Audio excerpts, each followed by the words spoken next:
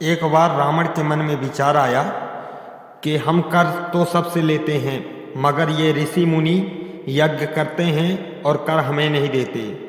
इसी विचार को मन में सोचकर उसने अपने दूतों को बुलाया और कहा, ऋषियों से भी कर लो।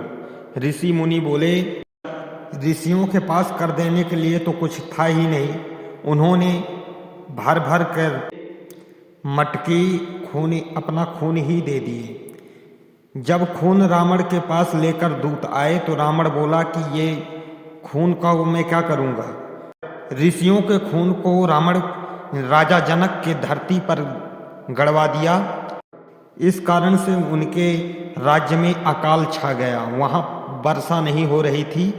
राजा जनक अपने गुरु के पास गए और उनसे पूछे, हे गुरुदेव, वर्षा क्यों नहीं हो रही है।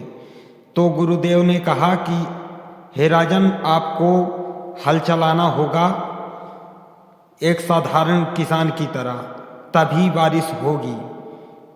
यह सुनकर राजा जनक हल चलाने खेत में गए तो वहाँ एक बक्सा मिला जो कि हल के अग्रभाग में फंस गया था।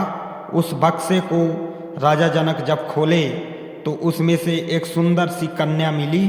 उस कन्या को पाकर राजा जनक और उनकी पत्नी सुनैना अत्यंत प्रसन्न हुई और उनके अंदर से वात्सल्य जाग उठा।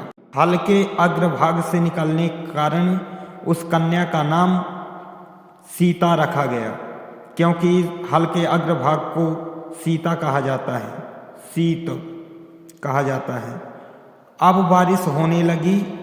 यह देखकर राजा जनक अत्यंत खुश हुए और प्रजा भी खुश हुई। इस प्रकार से माता सीता का जन्म हुआ।